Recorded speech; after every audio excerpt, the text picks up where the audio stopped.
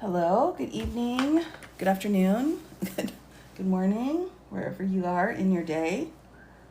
Hello, hello.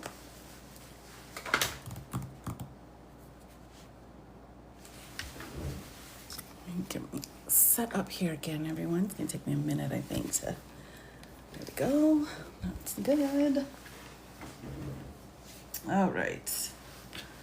I've got that and that.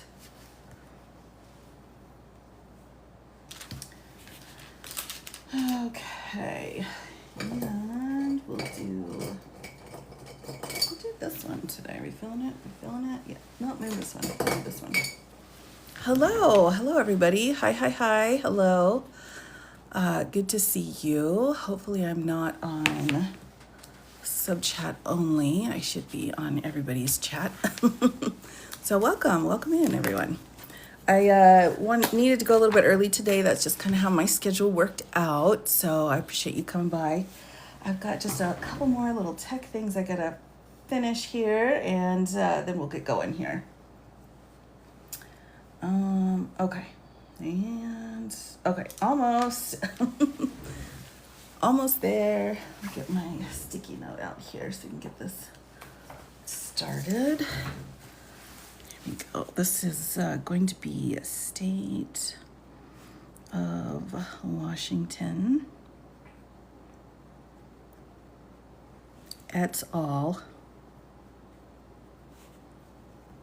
Versus FEMA. And our number is 125. All right, I think it's coming together. I've just got a little. 125. Whoops, not quite there yet. All right, there we go. We're getting it. Everybody. Oh my gosh. I've got it. It's going to take me a little bit to get back into it. I have not been here for the last week. So I'm going to need a little bit to get back into it. But hi, welcome everyone. Hello. Good to see you. Hello. This is kind of last minute. I just wanted to make sure I could hop on and go through just kind of an overview of the FEMA lawsuit that has been filed. Oh, yes, John, I know. I'm telling you, though, we're getting closer and closer every day to the big switcheroony. Hello, H. Titus. Hello. And I've got a whole bunch of stuff planned for the tube of you, so I'm excited about that, making that transition. It's hard coming back. You're right, Boxer Mom. Hello. Oh, driving and running errands. Okay, Kaya. Sure. Hope everybody is doing very well. So here we go. Massachusetts is a horrible state. Oh, well, I've not ever lived there, so I don't know. I know they burned like a lot of witches, so that's not looking good for them to start with. But travel case. I know, right? I've missed you all too. There have been moments when I've been going through stuff thinking like, well, what do you think, chat? And my family's like, we're not the chat. So I'm sorry. Really? ID from everyone August 3rd. Okay, 13th. I'll have to make sure I double check in on that. Hello, Liz. Welcome in. I mean, right? There's only we only have one chat here. It's not my poor family. Oh my gosh. All right. So I have been able to take a few breaks from what's been going on here, everybody. And I think everybody needs to do that. We just have to take breaks and remember that we also have things just right out our front door that need to also be taken care of and paid attention to. So I think it's important sometimes to, of course, we're hitting here at the federal government. This is all federal government cases that we're dealing with here. We've got a few rogue states, but other than that, that's really what we're dealing with. But we have a lot of stuff going on in the states right now, especially the Texas situation. And, with that and then multiple other kind of hotspots going on out there, I think it's good to look local too sometimes. And sometimes we just forget to do that. So I would remind you, hello, Nani, hello, to not forget about that. Don't forget about your city halls and your county board of supervisors and Your state governors, don't forget about those. Those are important too when we go forward. So with that, then, has everyone heard kind of about what's going on with the Texas situation? Hello, attacking the ignorance. Love your name. Can they just stay gone for the year? Oh, wouldn't that be nice? That would be no. So they're supposed to be on out of session so they can go and talk with their constituents who absolutely adore them all, right? Good afternoon. Good afternoon. All right. So one of the things that has happened that I'm just finding absolutely fascinating. Now, Texas, as we know, let me get my little map out here. As we know, Texas is the biggest state in the continental U.S., right? So Alaska's the biggest overall. Now in Texas, they are just red, and they're little teeny tiny blue dots around Texas. Now they're out of session, and according to Texas law, they can be brought in for a special session, and that's what can be done. But also, if a special session is not up to the level that everyone's agreeing to, that it needs to be specially done for, then they have this provision which actually allows the party that's not in power, so the minority party, to kind of step back and make it so that the session won't go forward because of they won't have a quorum. They won't have enough people. Now, I'm not an expert on Texas law by any means, and that's on purpose. But we do have several groups of blue dots that left the state, and they're in New York. I think some are in Illinois as well. So they've kind of left the zone. All right. Now it looks like you have to correct me. I get Paxton and Abbott mixed up because they're both, jerks. But anyway, one of the jerks decided to do administrative warrants on the Dems that left. And as we all know, an administrative warrant, much like the Cube's warrants, are, pretty lean. There's not a lot here. So one's on wheels. Oh, I love it. So anyway, so he's like, I'll put a warrant out for him, but it only works in Texas. Like, you can't put a warrant out and then have Kansas be like, oh, they're here, and then bring them back. That's not going to work. They don't have that kind of power. Now they're talking about kind of flipping some things around in order to eliminate people or actually remove them from office. And there's actually a pretty complicated path to that that would take some serious time. Now, some people, though, have said to the Democrats here, hey, you've got a job to do, and your job is to represent the people in your districts, and you can't represent those people if you're not in the seats, right? So that's been the big piece, and I understand where people are coming from, but I've listened to multiple things that these specific Dems have been saying here on why they feel that, you're not just representing your constituents by showing up and raising your hand, essentially. Like, there's a lot more to it. And they are in such a minority position in the legislature there that nothing they say or do is going to make any difference because they're just going to be overridden.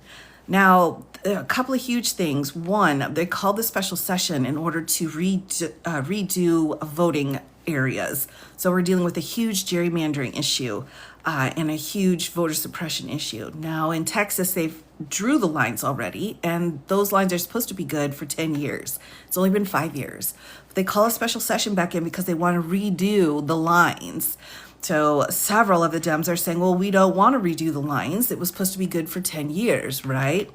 And then there are other representatives saying, I'd love to come back. I'd love to come back and start fighting for my constituents actually in the Capitol. But the majority party would rather talk about removing and adding and changing lines for gerrymandering purposes than putting money in to help flood victims. Because, of course, they've had huge storms come through.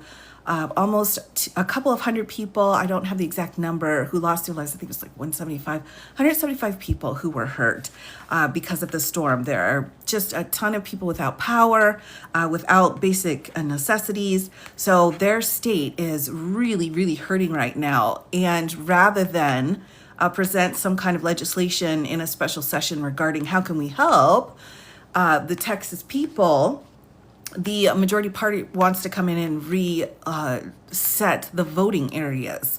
So that kind of makes sense, right? Because you're in an emergency situation, you don't have the funds coming to you, you have a lot of people being harmed.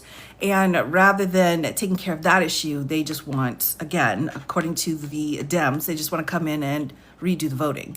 So one of them in particular, one of the Dems that is out of the state is like, look, if we need to talk about helping the people. If you're willing to help the people, then we'll sit down and we'll talk about other things too.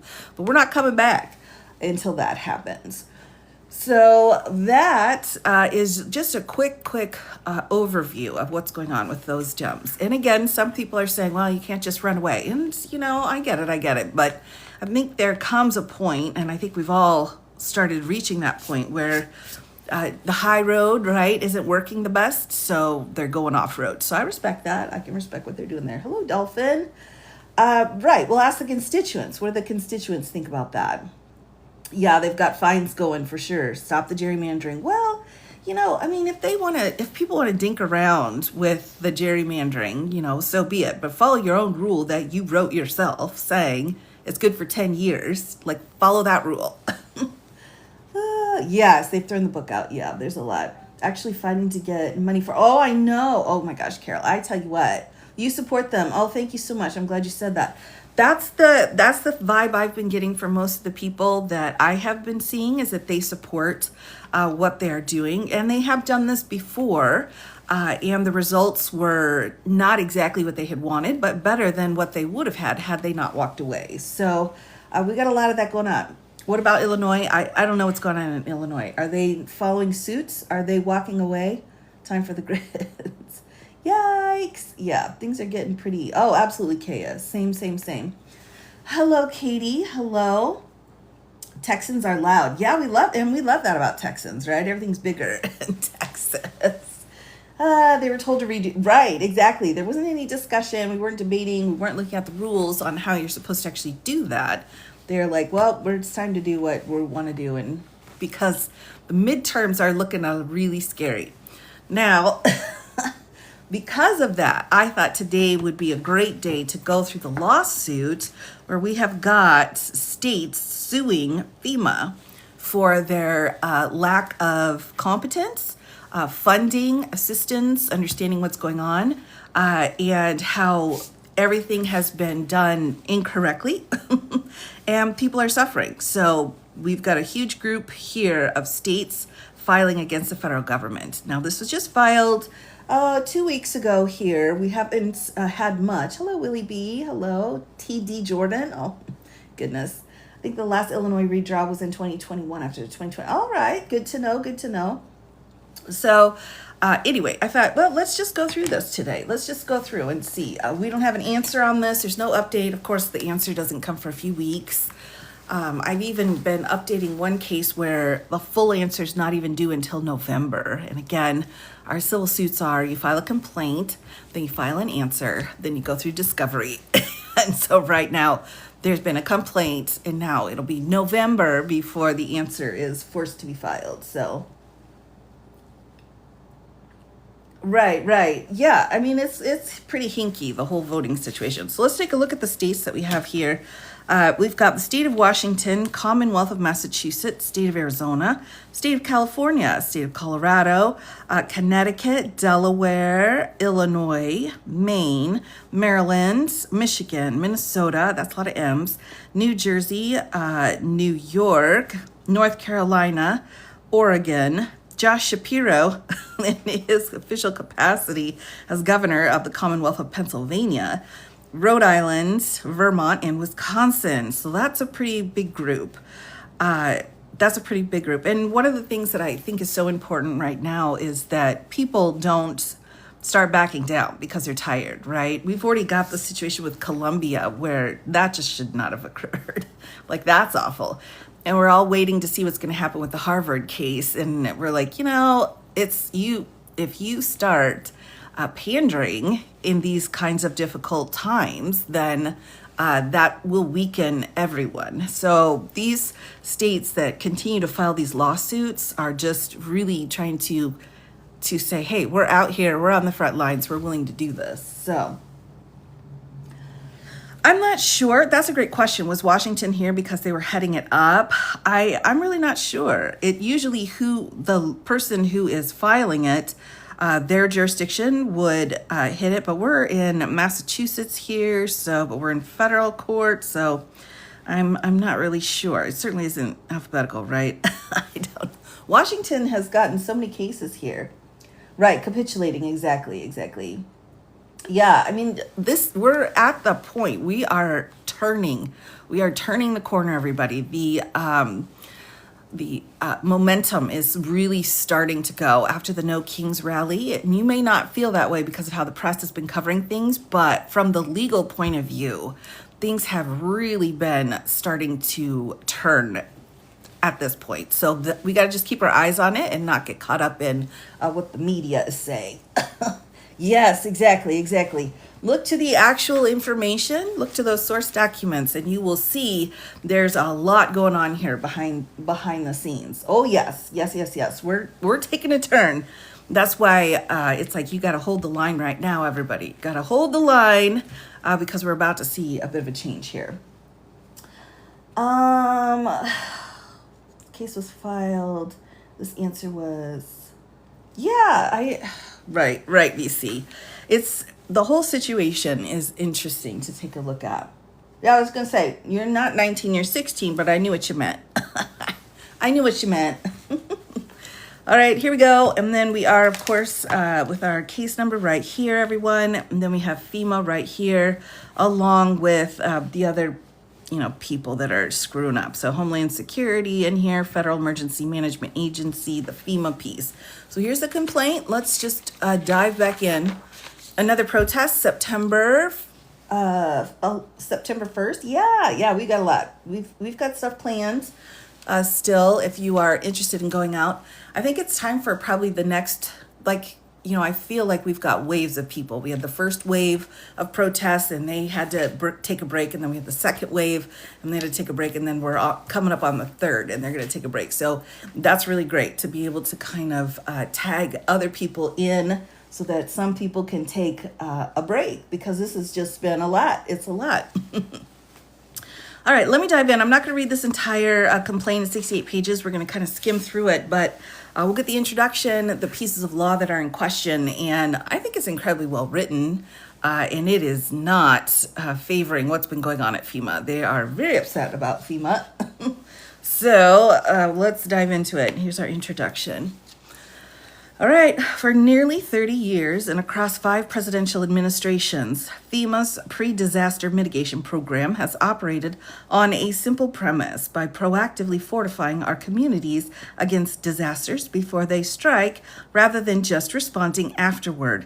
And we will reduce injuries, save lives, protect property, and ultimately save money that would otherwise be spent on post-disaster costs. Studies have shown, my sticky's too sticky. What's happened here? I leave for a week and everything's just falling apart. All right, here we go.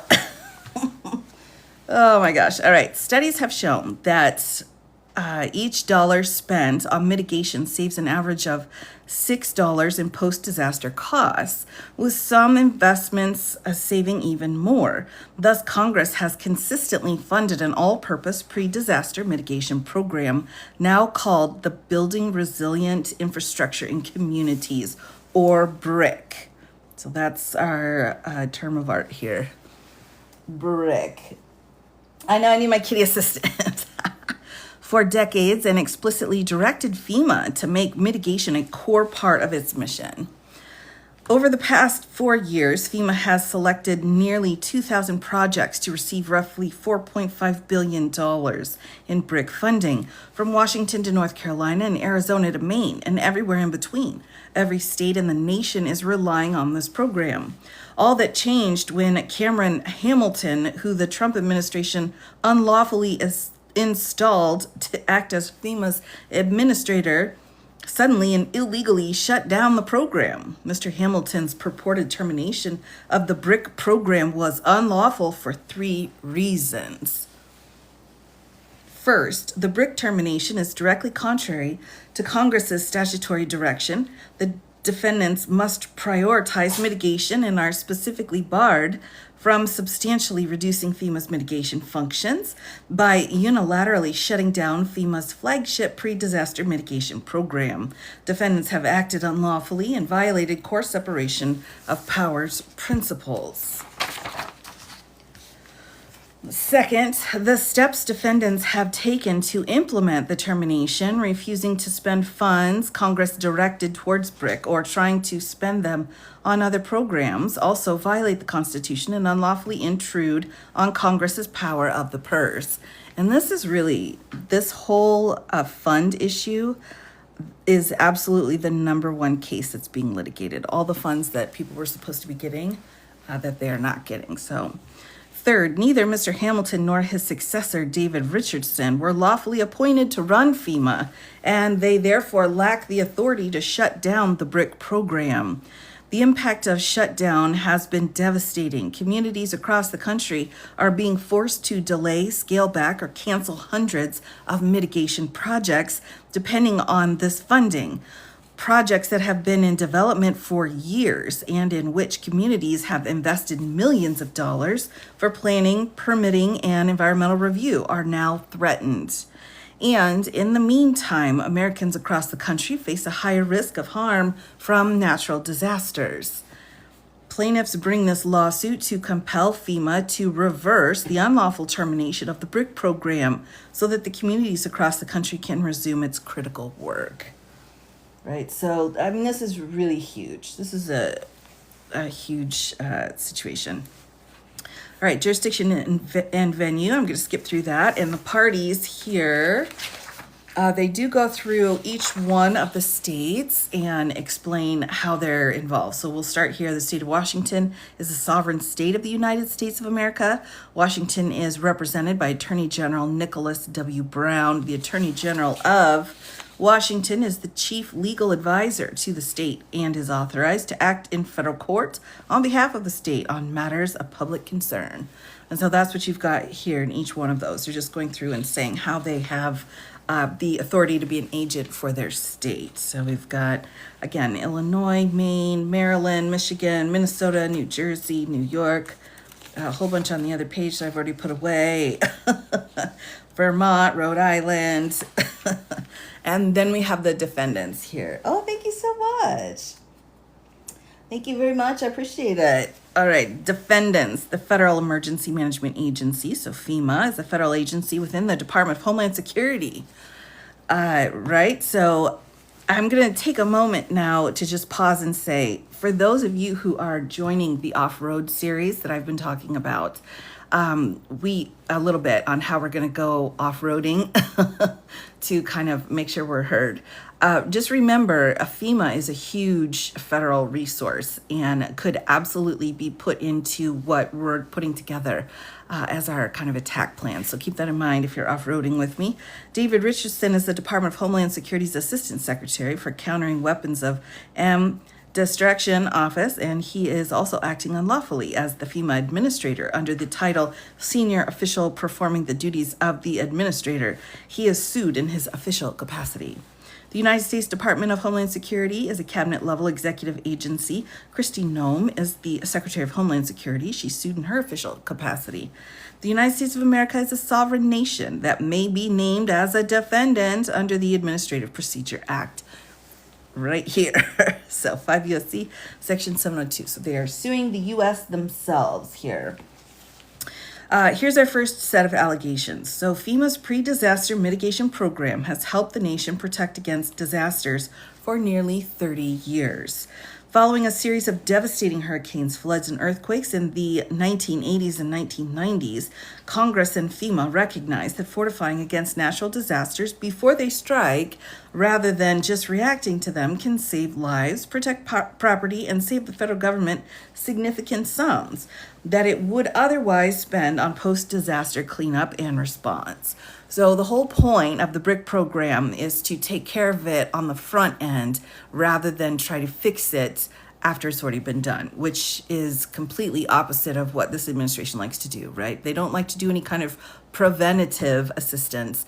They wait until it falls apart because of them, and then they come back and try to get in, all right? So this is a little bit different. Congress thus decided that FEMA should be taking an increasingly active role in developing and participating in pre-disaster mitigation programs.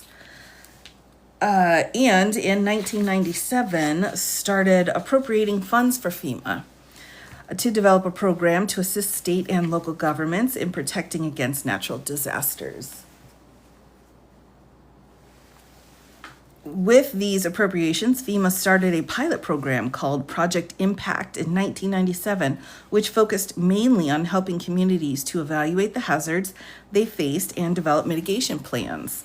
After a promising start, a bipartisan group of representatives co-sponsored legislation that would codify the program in statute and expand its forces to helping communities across the country implement these mitigation measures. The committee report explained that the only way to control post-disaster spending for response, relief, and recovery is to increase pre-disaster funding for mitigation, planning, and preparedness, and cited testimony from FEMA suggesting that mitigation measures return $3 for every $1 spent.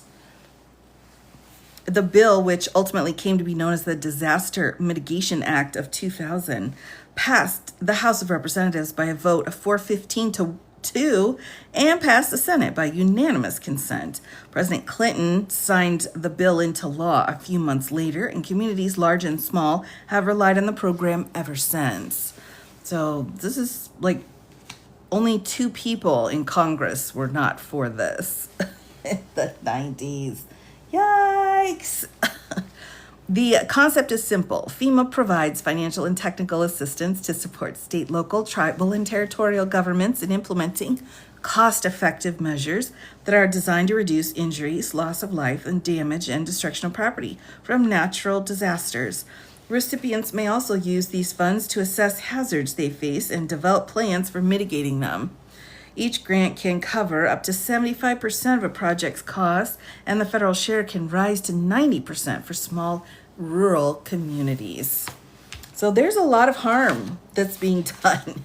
A lot of harm that's being done. And it's being done in places where they're used to being harmed. So more harm is just adding on to it.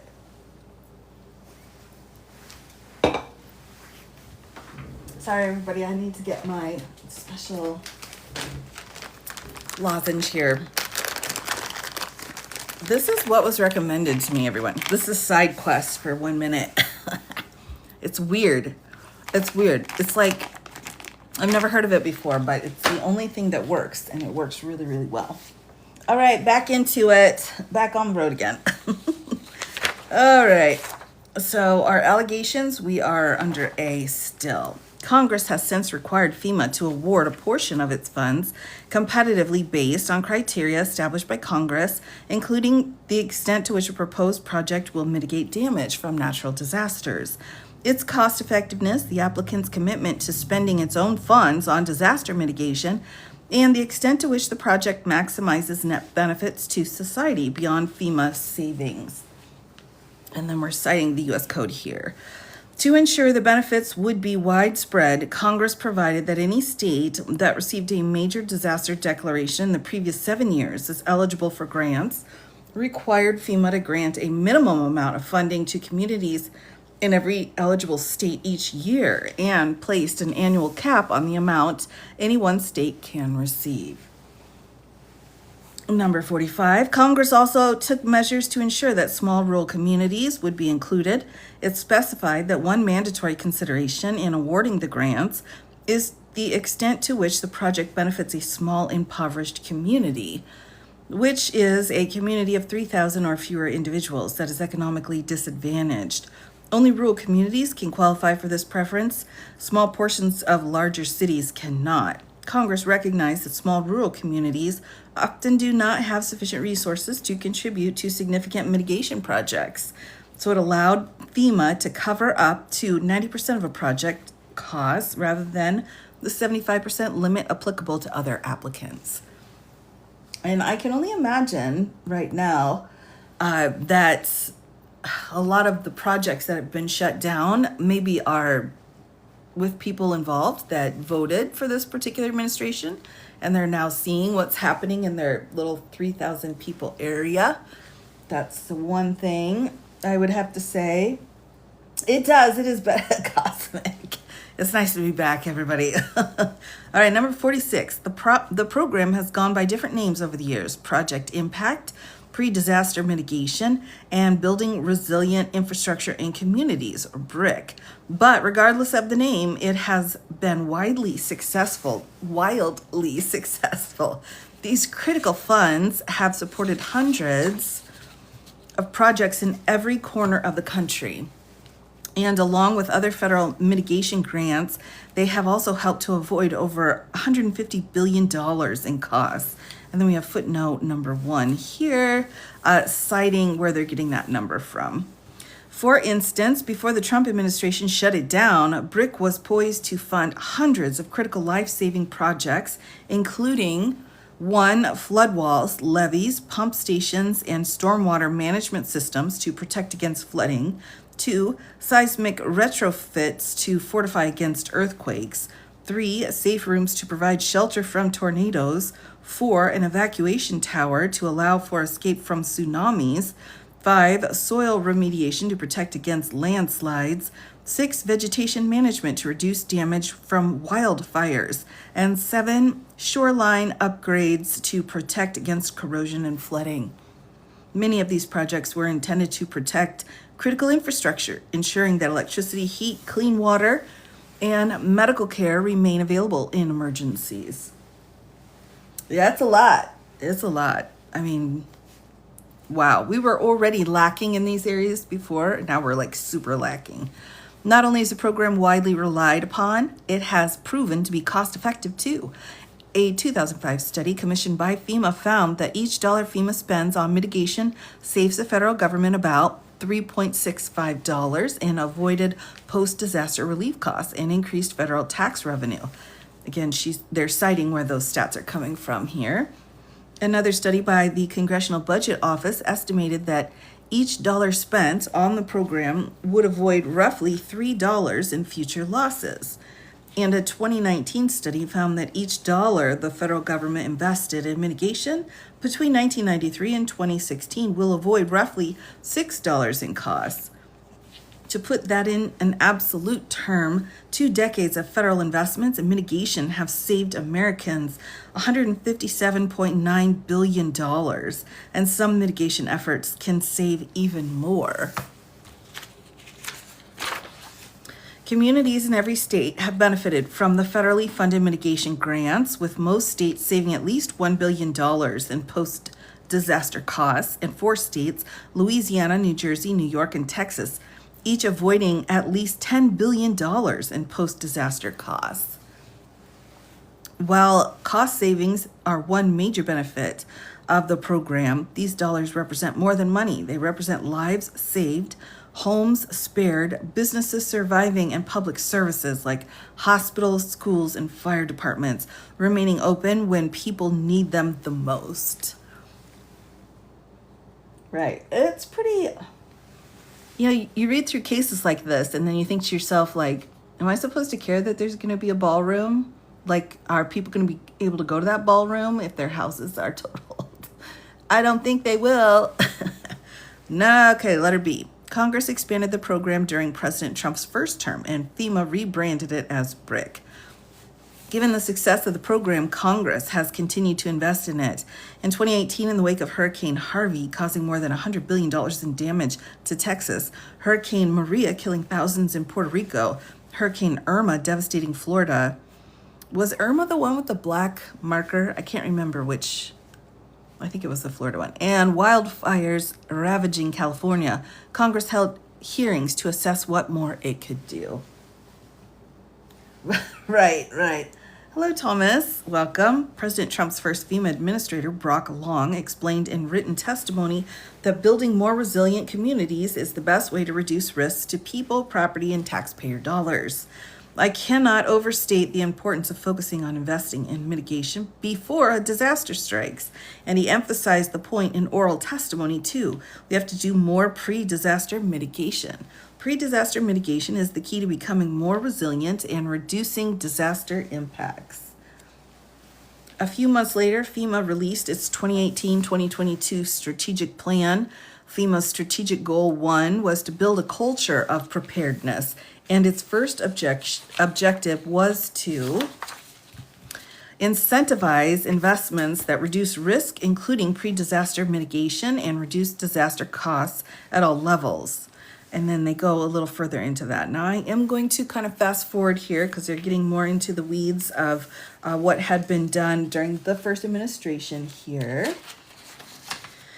Fast forwarding here again, and they're talking about a bill that passed in order to kind of support what they're saying here.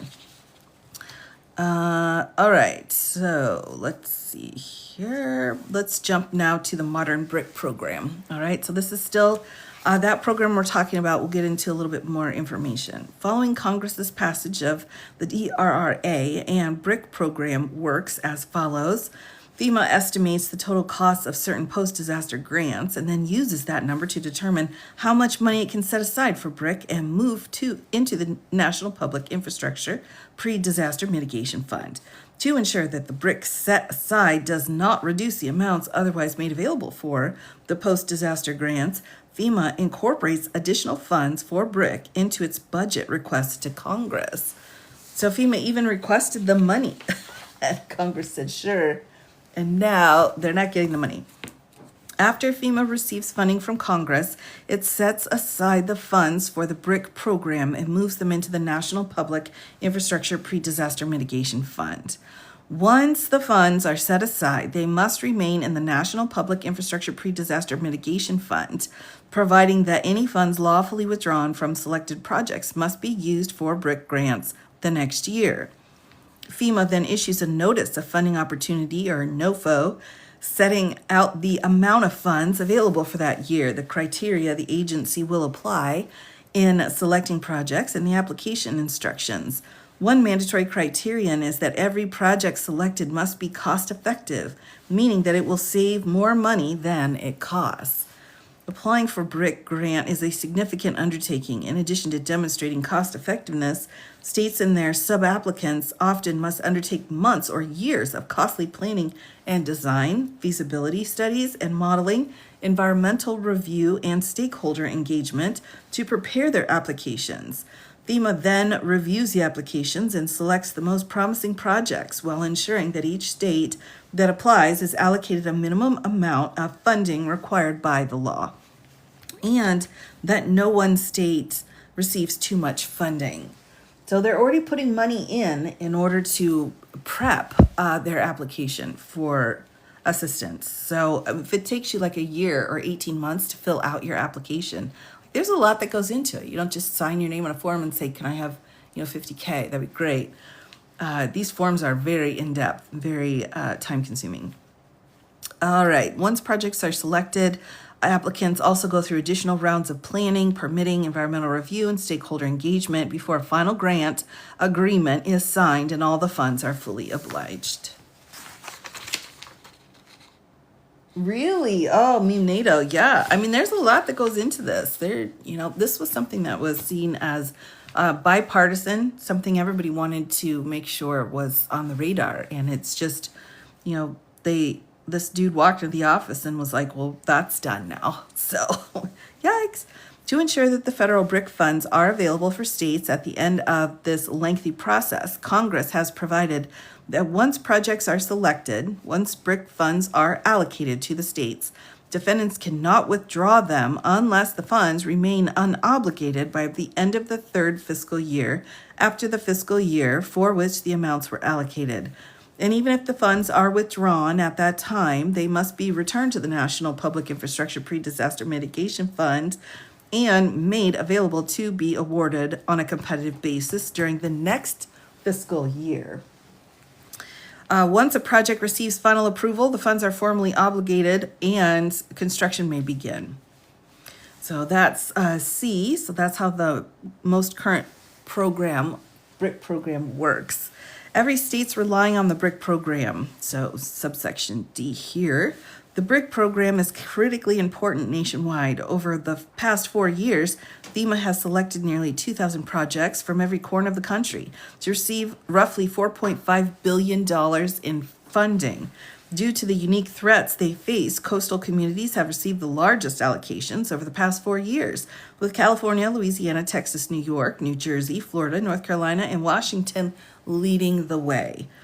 But interior communities rely on BRIC too. Pennsylvania and Utah have received the next largest allocations, and Ohio is not far behind. Ooh, who knew that? Who knew that Ohio was like top 10 for FEMA funds? I didn't know that.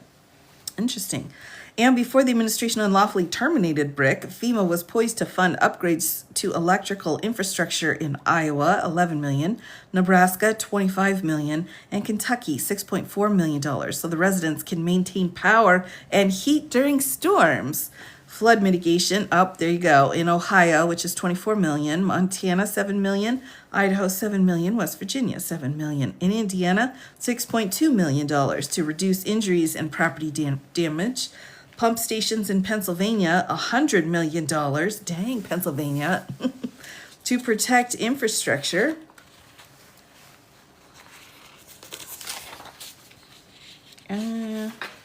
During severe storms, and a pump station in North Dakota, $7.1 million, to provide a small community with a reliable water source, even during low river flows. So if you look at this here, let's just take a look at this. Money is not being given. It's not being allocated. All of these funds. So, I mean, $25 million for Nebraska. Nebraska could do a heck of a lot with $25 million to hit it in the front rather than the back. You know, in Kentucky, $6.4 million. I mean, that's a lot. That's a huge amount of money that they are not going to be receiving. And not because Congress said no, but because the executive branch won't, release the funds. Very, very frustrating here. In fact, BRIC has been so popular that it's been oversubscribed each application cycle, even as FEMA has increased the amount of funding available. Over the last 4 years, there were hundreds more applications than could be selected, seeking billions more dollars than was available. We have our chart here. For those of you following along at home, this is page 17. And we've got the fiscal years, the funds that were available, the funds that were applied for here. So 2020, we have 500 million, 3.1 billion, 2021, 1 billion, 3.5 billion, 22, 2.295 billion. Come on, can you round it up? 3.6 billion were actually applied for. So you can see this huge issue, right? We've got $500 million available and $3.1 billion is being asked for. And then we go all the way down here, 23, where we had $1 billion available, $5.4 billion requested. And then here we are. We have $750 million. So not even the top request, and BRIC was canceled. So there's no funds here that are being applied for. $750 million is available, but BRIC was canceled. Isn't that awful? That's pretty awful. Everybody's bumming me out. We're moving on. So we had projects selected and then applications here. So those numbers as well show such a huge piece here of what's going on. Yeah, I mean, right? You got to go to the people responsible for it. The second Trump administration suddenly shuts down the BRIC program. Although the first Trump administration expanded the BRIC program, the second Trump administration has expressed hostility towards FEMA from the start, which is exactly how it's set out in P25. Before President Trump entered office for the second time, former officials associated with President Trump, developed a series of policy proposals in a Heritage Foundation report. Oh, look right there. I just need to keep going. Called P25. The section on FEMA asserts, without evidence and contrary to FEMA's position during the first Trump administration, that FEMA grants do not provide measurable gains for preparedness or resiliency, and argues that these grants should be terminated. It cautions, however, that doing so will require action by members of Congress who repeatedly vote to fund grants. So they're actually starting to quote P25 now. And I think that that's very helpful because you're able to see where this came from. It's not just someone saying, oh, I've got this great idea. No, this is a part of a bigger package. This is part of a bigger plan here. Yes, indeed. Yeah. Oh, my goodness. Yeah. Right. On January 24th of 2025, just 4 days after being sworn into office, Trump told reporters, I think we're going to recommend that FEMA go away. Yikes. That same day, he issued an executive order creating a council to assess the Federal Emergency Management Agency, which is supposed to perform a full-scale review of FEMA, and recommended the president improvements of structural changes to the agency. Then in a televised cabinet meeting on March 24th, Department of Homeland Security Secretary Kristi Noem said, we're going to eliminate FEMA. The art of the scheme. Oh, I know. True story. And they keep saying this stupid stuff out loud. Like, wow. Oh, my gosh. All right. The next day, Secretary Noem, Corey Lewandowski, and Cameron Hamilton, who was leading FEMA at the time, met and debated the possibility of rescinding President Donald Trump's recent executive order establishing a FEMA review council and instead moving more quickly to dismantle the agency. Well, that's nice. But eliminating FEMA is illegal. In addition to the fundamental separation of powers principles barring defendants from unilaterally shuttering congressionally created agencies, Congress took a belt and suspenders approach with FEMA and passed a statute in 2006 entitled Preserving the Federal Emergency Management Agency, which requires FEMA to be maintained as a distinct entity within DHS. So just even within DHS, Congress has said that they are distinct. And this is what's really important. You have to really look into word by word, every single word, and how the laws are being written if you're going to have any hope of getting it up through SCOTUS. The more you can toss in about what Congress intended and how Congress wrote it, the better off you're going to be when it hits SCOTUS. Oh, yeah, exactly. Department of Education. EGADS. Here we go. As an alternative to eliminating FEMA, defendants also discussed narrowing and forcing the aperture of FEMA's mission dramatically by narrowing the agency's responsibilities to helping survivors in the immediate aftermath of disasters. As part of that effort, Secretary Noem said that she wants to eliminate FEMA's role in funding long-term rebuilding efforts and halt multi-billion-dollar programs that help communities prepare for disasters. When reached for comment, a DHS spokesperson essentially confirmed the reporting. Quote, we are grateful the press is covering Secretary Noem's efforts to eliminate waste, fraud, and abuse within the Department of Homeland Security. That's interesting. I had to take a tea break.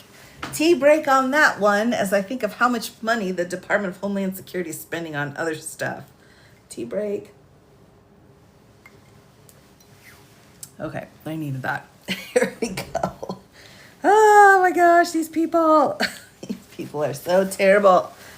All right. But narrowing FEMA's mission and functions to only post-disaster response is illegal too. The same statute that bars defendants from eliminating FEMA also prohibits them from substantially or significantly reducing the authorities, responsibilities, or functions of the agency or the capability of the agency to perform those missions, authorities, responsibilities.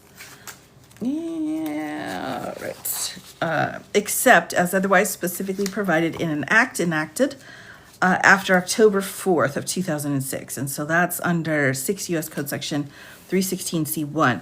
So just as a side note here too, everyone, and I'm going to kind of fast forward here a little bit. I'm going to hit these two and then we'll fast forward. But I would like to remind everybody, we've been hearing like that this administration is getting some wins from the Supreme Court, right?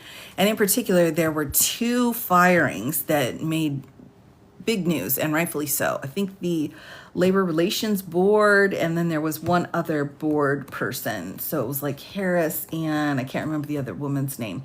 Anyway, two of them were just kicked and they still had 2.5 years or 3 years left on their contract, right? And so it went, was it Wilcox? I think it was Wilcox. Anyway, it went up to the Supreme Court and the Supreme Court's like, you know, you can fire people like this. It's fine because of how the statute's written. I want to make sure you know, though, this is a different kind of statute. This is really the weakest link in a lot of these administrative lawsuits, is that they're taking what the law actually says to try to dismantle this stuff. Now, you might say the Supreme Court's okay with that too because of what happened with U.S. aid. But if you actually get into the weeds of that decision, there were a couple of things at play that are not at play in this FEMA situation. So I would just remind you that we're waiting to see whether or not this is allowable. Can a president have someone pull apart a critical piece of FEMA with no congressional input, authority, or support? That's the question that is unanswered right now. So we will have to wait and see what they say. This provision was added in the wake of Hurricane Katrina after Congress determined that one of the key reasons FEMA was unprepared was that DHS leadership had rejected the concept of integrated emergency management, which posits that the most effective way to reduce damage from disasters is for a single agency to engage in the 4 interrelated functions: mitigation, preparation, response, and recovery. Instead of following this approach, DHS leadership had stripped FEMA of its preparedness responsibilities and assigned them to others within DHS. Congress concluded that this was a mistake and that preparedness, response, recovery, and mitigation requires synergy. So FEMA must engage in all 4 functions.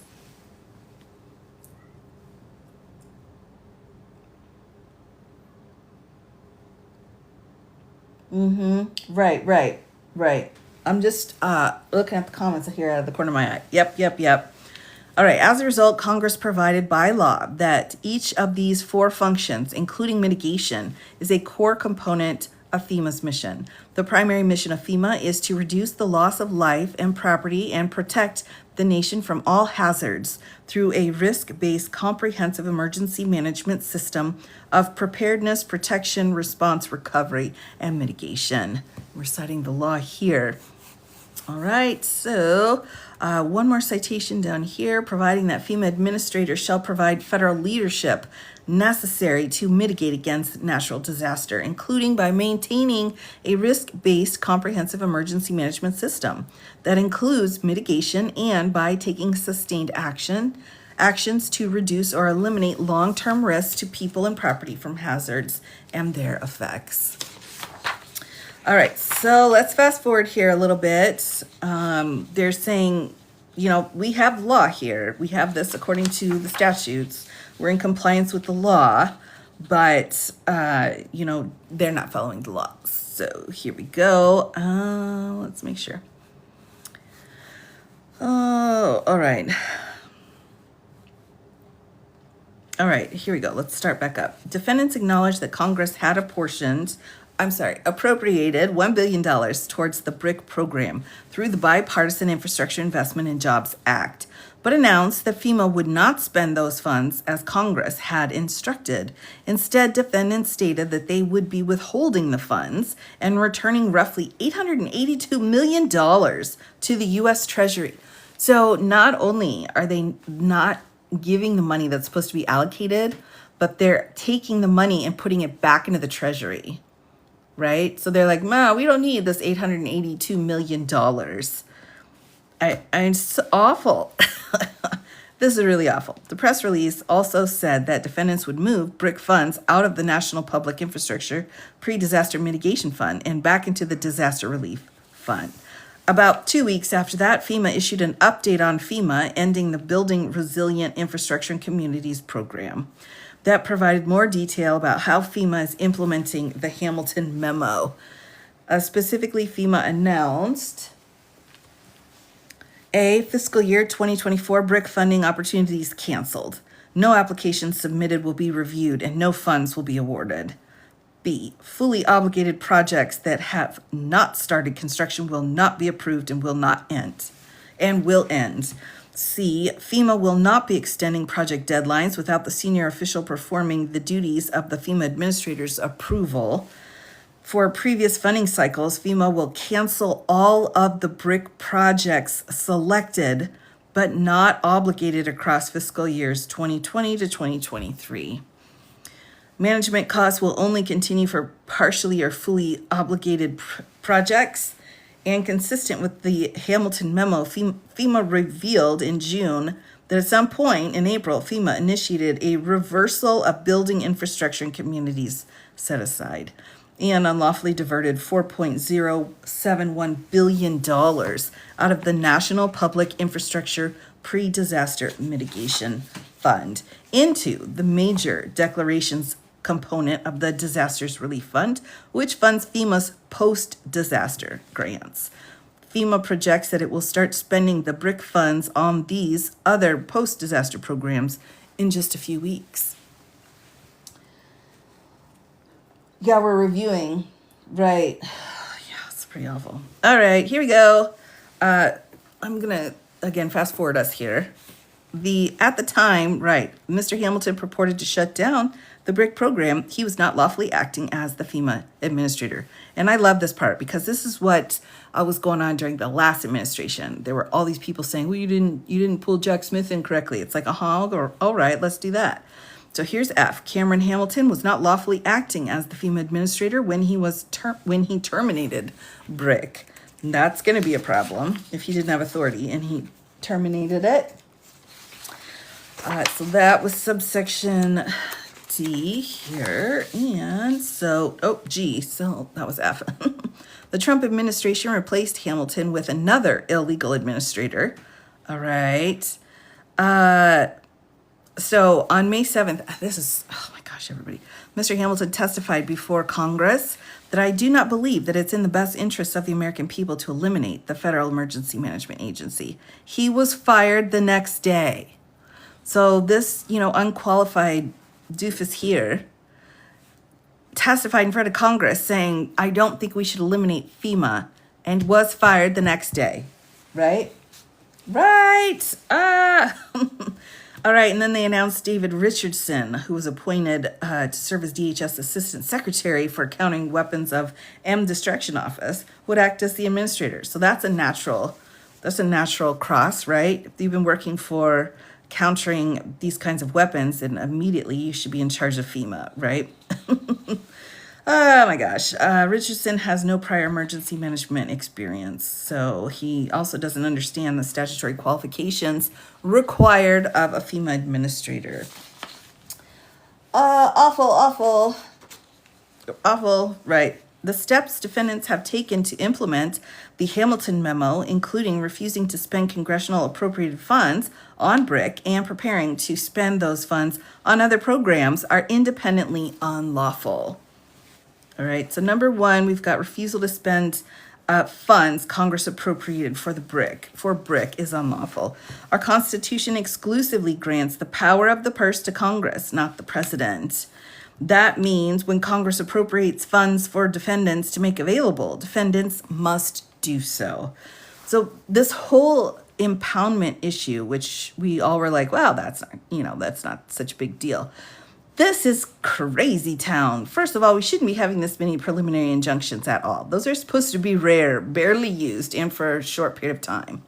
And also our TROs, temporary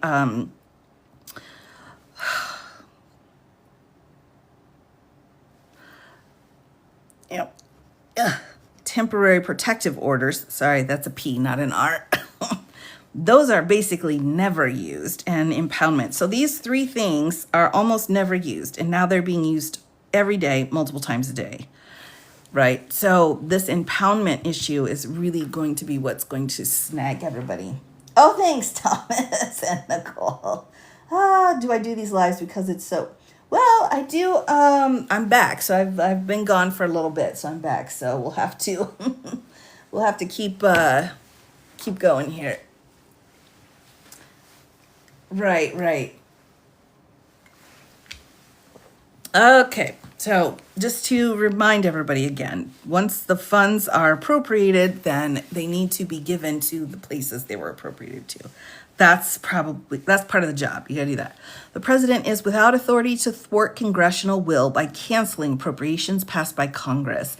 And the president and federal agencies may not ignore statutory mandates or prohibitions merely because of policy disagreement with Congress. If the president has policy reasons for wanting to spend less than the full amount appropriated by Congress for a particular project or program, the president must propose the rescission of funds, and Congress may then decide whether to approve a rescission bill. So that's another thing too. Like, why isn't he asking Congress, that are little dancing puppets? Why isn't he asking them to just rescind the funds rather than just say, nope, we're not going to use it? Because there's no legal backup to that. Defendants did not follow that process here in their refusal to make available the funds Congress appropriated for the BRIC grants and the Infrastructure Investment and Jobs Act, and their plan to instead return those funds to the Treasury is unlawful. Right. Yeah, it doesn't matter who you are. I mean, in any president, every president. Yeah, it doesn't matter. All right, next, moving the BRIC funds out of the National Public Infrastructure Pre-Disaster Mitigation Fund to spend on other programs is unlawful. We go into that. Next, FEMA's termination of the BRIC has caused and is continuing to cause irreparable harm to plaintiff states and communities around the country. And this irreparable harm is one of the key pieces to a preliminary injunction or temporary protective order. And then they go through each state and how they are being affected. So again, I'm going to kind of skim us through this here. So we've got Washington, North Shore Levee, and North Shore Levee West. So located Washington's rural western coastline. Looks like they had some funding they were supposed to have. And Goldendale Emergency Preparedness Microgrid was another program. Massachusetts down here awarded $50 million in BRIC funds for the cities of Chelsea and Everett for the Island and River Coastal Flood Resilience Project, the largest grant to the Commonwealth. So they don't get that. Here's Arizona, selected for 25 BRIC grants, totaling $9.8 million. Roughly 1.2 million of these funds were directed to the state for salaries and other management costs. Arizona is not receiving the amount, and so they're having to go down different roads. California, FEMA selected the city of Rancho Palos Verdes sub-application for $32.99 million project under the BRIC program.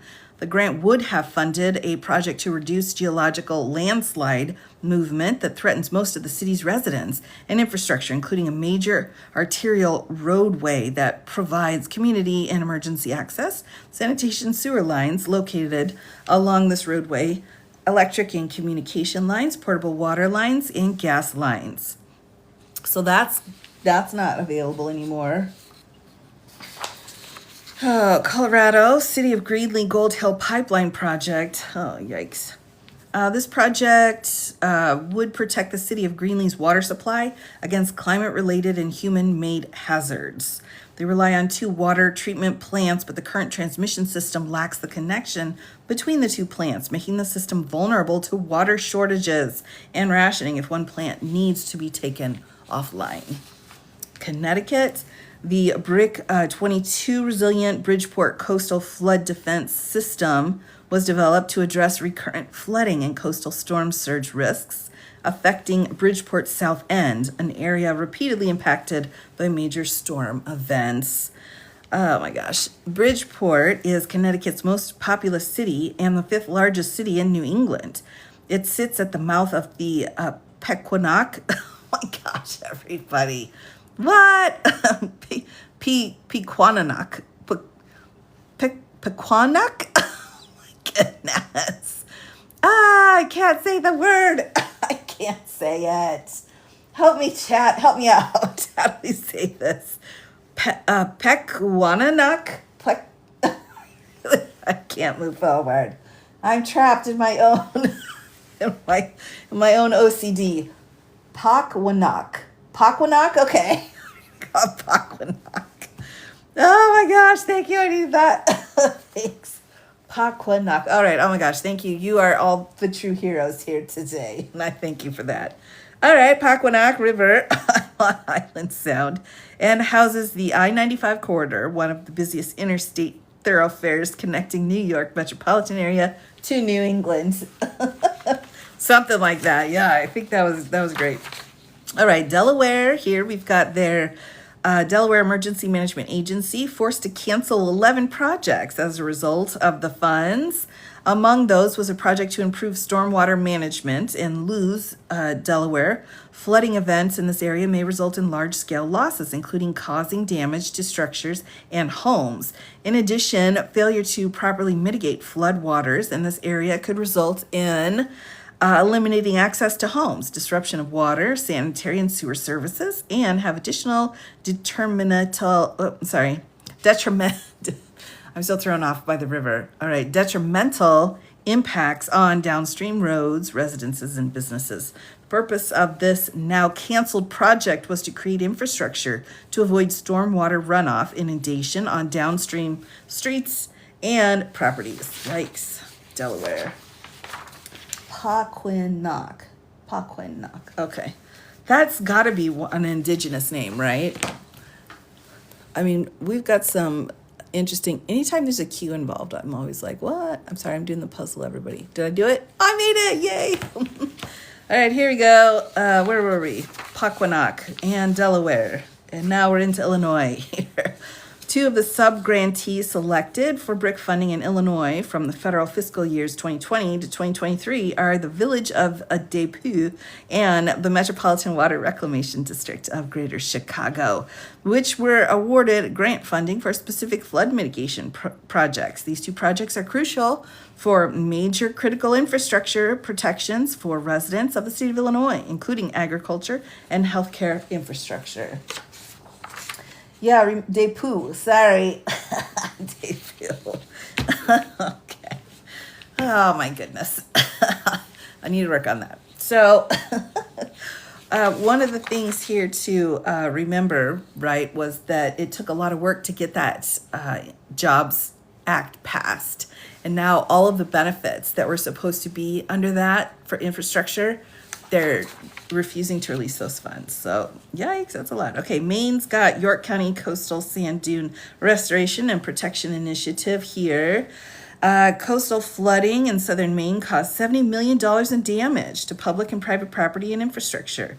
The flooding destroyed large stretches of coastline, which is a critical resource for both Maine residents and its tourism industry, which is a vital part of the state's economy. In addition to the immediate damage, the flooding caused significant destruction of the dunes that provide a protective buffer for coastal properties, leaving them even more vulnerable to future storms. Yikes. And Maryland here wrote a French name. I know. I don't think a phonics program would help. I think that would just make it worse. Oh my goodness gracious. All right, Maryland, here we go. The city of Crisfield had been working on community-driven solutions to its long-standing and severe flooding challenges for years. Crisfield applied for BRIC funds in 23, was later selected for further review by FEMA, a promising sign for the community, which holds a high-risk score of 85.36 on FEMA's National Risk Index. One of the projects, if approved, would offer $36 million in federal funds, which would be transformed into the flood mitigation efforts of the city, which was founded in 1663 and is home to 2,475 residents today.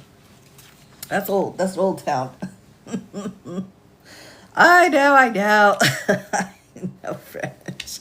All right, Michigan, 2 related flood reduction stormwater infrastructure improvement projects in southeast Michigan. Stormwater related to flooding in this area has resulted in costly federal disaster declarations in 2000, 2014, and 2021. These brick projects, one for the city of Detroit and one for the city of Hamtramck, Hamtramck. Oh my gosh, everybody, oh my goodness gracious. This isn't right. Okay, we're going to call a city of Hamtramck. Hamtramck. Hamtramck. Oh my goodness. Oh, we're going to call it the city of Ham, all right? Where projects to improve the stormwater infrastructure in those communities to help prevent stormwater flooding disasters in the future. Oh my goodness. Tramp.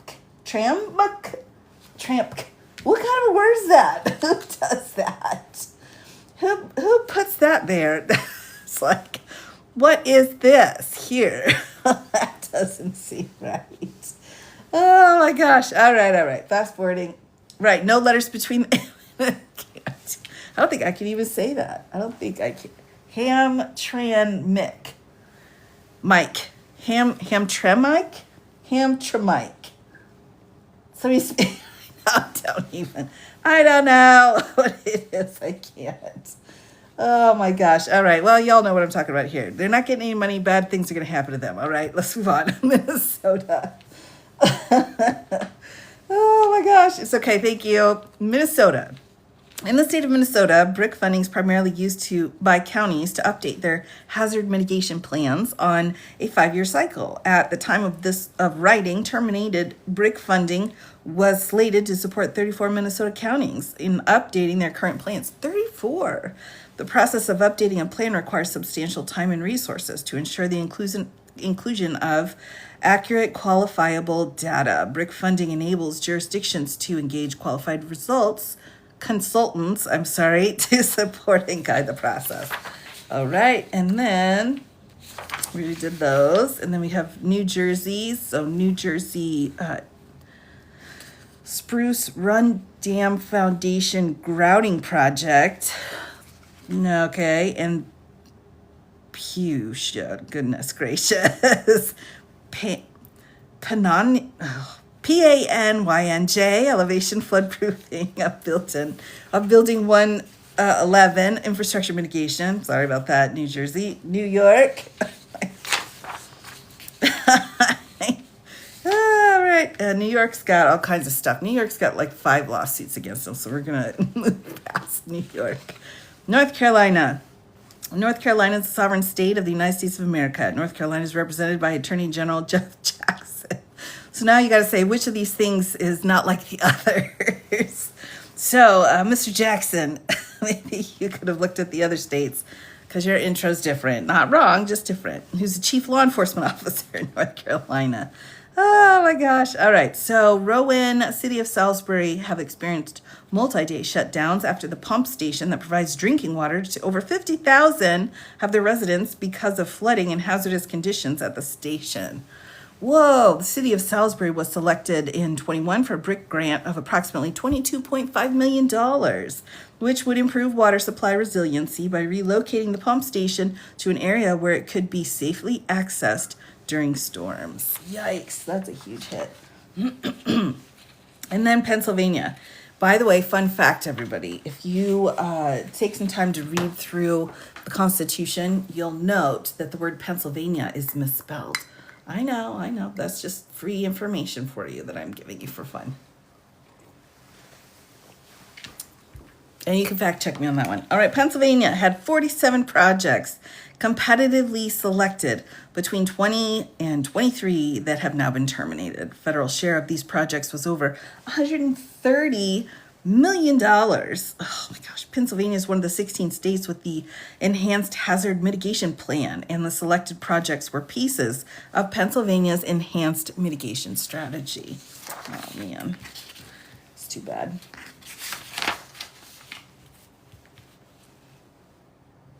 Yeah, good question, Paul. I wonder how beneficial it is for plaintiffs to group this way versus suing multiple times separately. I think it is absolutely beneficial to put a group together instead of going single.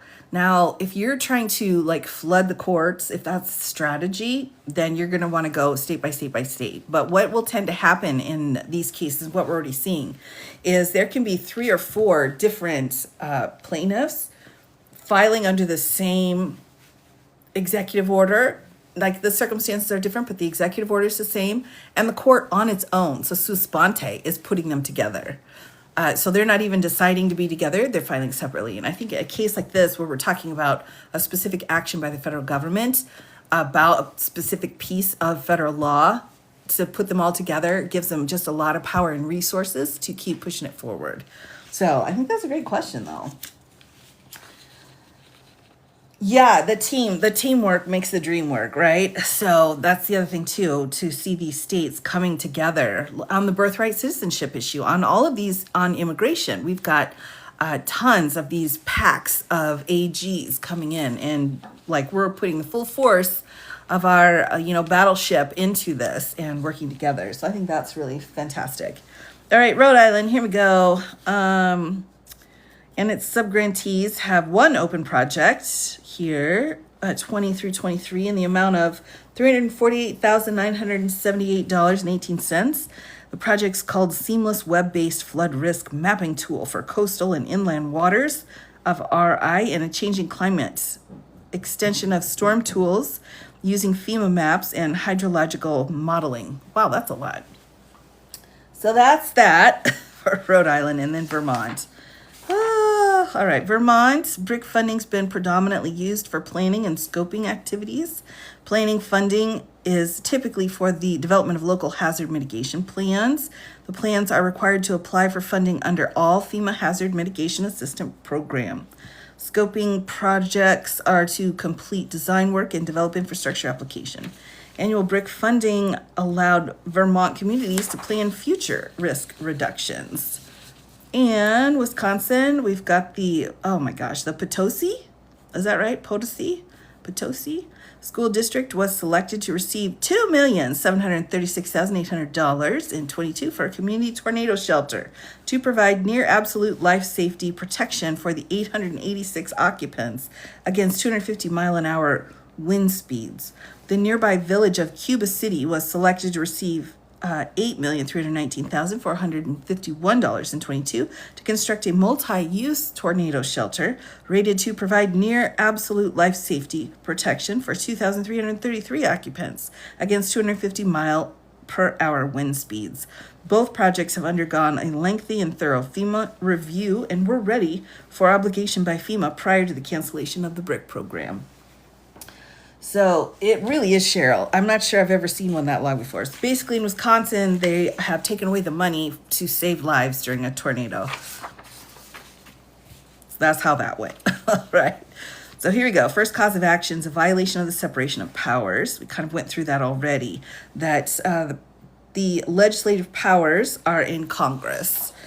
And the second cause of action is the Administrative Procedure Act here. So agency action contrary to the law. So they're saying FEMA is violating the law in this situation by terminating the program itself. And then a third cause of action, violation of separation of powers again. Here, when we're talking about the power to act and how they are to act is authoritatively prescribed by Congress. So yet again, we've got issues of what I've been calling ultra vires, which is the overreach of the executive branch. Administrative Procedure Act here for repurposing the BRIC funds. So they said, hey, we're going to put $880 million back into the Treasury that's supposed to be doled out to everybody. Fifth cause of action is a violation of separation of powers and the spending clause, withholding appropriated funds here. And here we go. Sixth cause, Administrative Procedure Act, again, withholding those appropriated funds.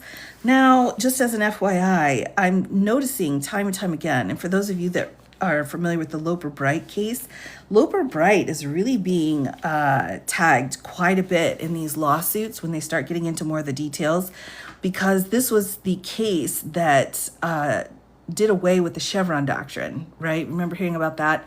The Chevron doctrine was a case that allowed for experts to come in and weigh in on ambiguous language in a law where they're like, well, we're not really sure what this means. So they would bring an expert in, and the expert would tell the agency, and the agency's like, okay, let's do that. And then this case to the U.S. Supreme Court, they came in and they said, no, we're not going to do that anymore. If you want to have clarification of ambiguous language, you need to bring it to court first. So adding another couple of steps. So Loper Bright is being cited many times because we're dealing with a lot of administrative law cases. So it's almost like it was set up to start coming through and causing some damage here. All right, so 6th is, again, withholding appropriated funds. 7th is violation of the appointments clause, meaning how they went about picking the people who are going to be involved, right? Very similar to Jack Smith. It says appointments clause provides that officers of the United States must be nominated by the president by and with the advice and consent of the Senate, unless the officer is an inferior officer, and Congress by law vests the appointment of the officer in the president alone, in the courts of law or heads of department. So they're saying you didn't follow the rules when you're putting your people in there. 8th cause of action, again, another Administrative Procedure Act. We again have another Loper Bright citation here. We're talking about a complete termination of the BRIC program, and then there was no authority of the administrator at the time that they terminated it. So that shouldn't have happened anyway. 9th cause of action, equitable ultra vires, or virus. This again is that overreach of presidential power that they're talking about here. For withholding appropriated funds as well. And then we come to the prayer, everybody, which will be our final piece here. As I'm looking at the clock, yikes. Prayer for relief. So the plaintiffs are praying to declare the defendant's termination of the BRIC program, withholding of appropriated funds, and redressing funds set aside for the BRIC program to other agency initiatives. Declaring that Cameron Hamilton was acting as FEMA administrator unlawfully when he terminated the program. Declared David Richardson is acting administrator unlawfully and no legal authority to ratify or implement the termination of the BRIC program. So these are the people ones. Vacate and set aside defendant's termination of the BRIC program. So you need to get the BRIC program implemented again. Preliminarily and permanently enjoin defendant's termination of the BRIC program and any action to implement that termination to restore the status quo. I think you're going to need to reword this a little bit. The wording of this particular piece is not going to be helpful, in my opinion. Hold on here. Preliminarily and permanently enjoin defendant's termination of the BRIC program. I don't know. I would clarify that. Not that anyone is... I'm going to turn this into them, and they need to give it back to me in a week with the changes. I don't think so. Sorry. Slipping into teacher mode here. Preliminary and permanently enjoin defendants from withholding funds from Congress. Again, that's interesting. You're going to have to narrow that, I think. Preliminarily and permanently enjoin defendants from obligating, using, expending, or otherwise placing beyond the court's jurisdiction the court funds set aside for the BRIC program. I'm not sure about that one either. Preliminarily enjoin defendants from obligating, using, expending, or otherwise placing outside of the jurisdiction of the court's funds Congress appropriated for pre-disaster. This would be a pretty huge, actually. These are really huge asks. I'm not sure that that's going to be okay. Preliminarily, permanently enjoin the time-limited expiration of any of the funds appropriated for pre-disaster mitigation to preserve the court's jurisdiction. I don't know, maybe. Enjoin, I'd have to look at the statute for that one. Enjoin defendants from enforcing the period of performance for each BRIC grant and the time under 42 U.S. Code Section 5133 F3 for any period of time during which FEMA was not fully and actively administering the program, which plaintiffs anticipate will be the amount of time between April 2nd and final judgment. I think this one's good. This is a good one here. Permanently enjoin defendants from implementing the Hamilton memo and the BRIC termination. I don't know. This one's going to be okay. I think when you have administrative memos at play, the courts tend to be pretty lenient with that. Award plaintiff the costs and reasonable attorney's fees, and award such additional relief as the interest of justice may require, which of course is our catch-all phrase at the end here. I know. All right, and so that's the end, and it's dated here. And then these are the attorney generals again for Massachusetts, Arizona, California, Washington, here, Colorado, Connecticut, Delaware, Illinois, Maryland, Maine, Michigan, Minnesota, New Jersey, New York, North Carolina. I'm a little surprised by that. Is this that guy? Let me just ask this real quick though. Is this the guy that was on TikTok that got canceled because he voted for the TikTok ban? I'm just curious. I could look it up, but I'm too lazy. So I'm like, wait a minute. Is that guy? Is that the guy that did it? Yep. Okay, thanks. It's like, I don't know about that. All right, Oregon, New York, and Wisconsin, Rhode Island, Pennsylvania, and Vermont. So there you go. And then here's the cover sheet that they set out here.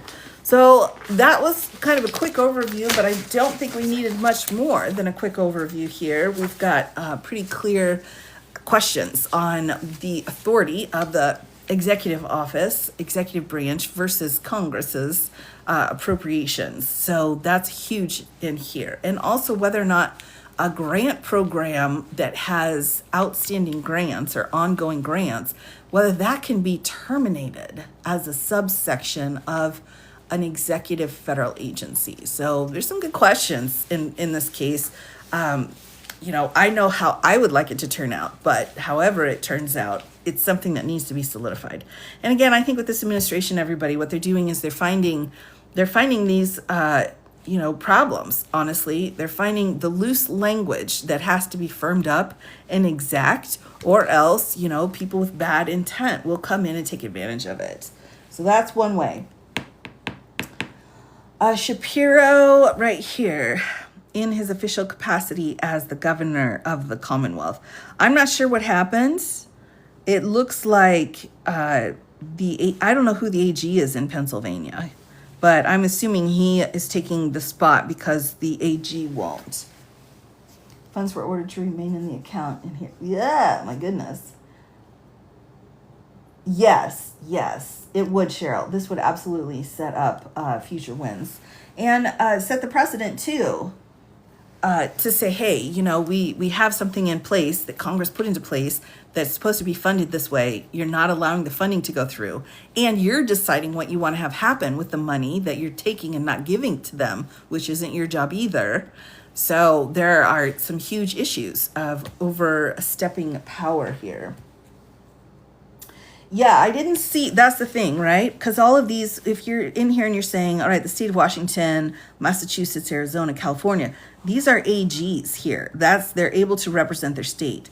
But here you have Josh Shapiro in his official capacity as the governor of the Commonwealth of Pennsylvania. That means, what I'm guessing that means is that their AG didn't want to sign in on this, didn't want to be a part of this. So the governor, who has the authority also, stepped in and said, fine, I'll represent the state then in this because I want Pennsylvania to have a piece of this because it's important.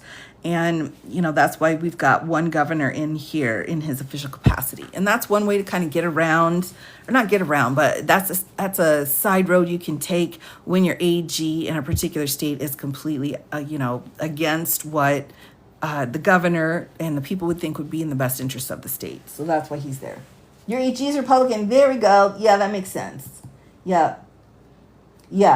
So if they were a Republican AG in Pennsylvania, it makes sense then that Shapiro, and he's been in a lot of the cases on behalf of the state of Pennsylvania. So he's in a handful of them. And I think he's wanting to try to make sure Pennsylvania doesn't get pushed away or pushed out of the fight. He wants to be part of the team that's fighting. And so he's stepping in instead of the AG, which if there were other governors in other states with Republican AGs, they could definitely step in too, but they're just not. Was he AG? I don't know if he was AG or not. It's a good question. All right, my friends, with that, I do need to sign off. My cats are circling. Oh my gosh, but I wanted to make sure I came on tonight or this afternoon and said hello to everyone. There are a lot of things going on right now. I am planning to be going live as much as possible over the next few days. There are executive orders we need to go through. We've got a new organization that's been set out because of the destruction of U.S. aid. So we have some changes that are being made in the government, lots of lawsuits going on, lots of filings. So I will be back to go over all of those things. And I know I've missed you all too. And I will be jumping back onto the tube at some point. I think I'm going to try, I don't know, but I'll be on the tube as well in a couple of days to go through some more things with everyone. So just keep an eye, make sure your notifications are on, keep an eye out, and I will be back again very soon. Oh, thank you so much. Oh, I did. I had a great time. I recommend it to everyone. Even if your vacation is just going in the backyard and pretending that nobody else exists, like you should do that. Get like a tent. Go sit in the tent and just block everything out for a little while. It's going to help. All right. Have a great night, everyone. I'll see you again all very soon. Take care.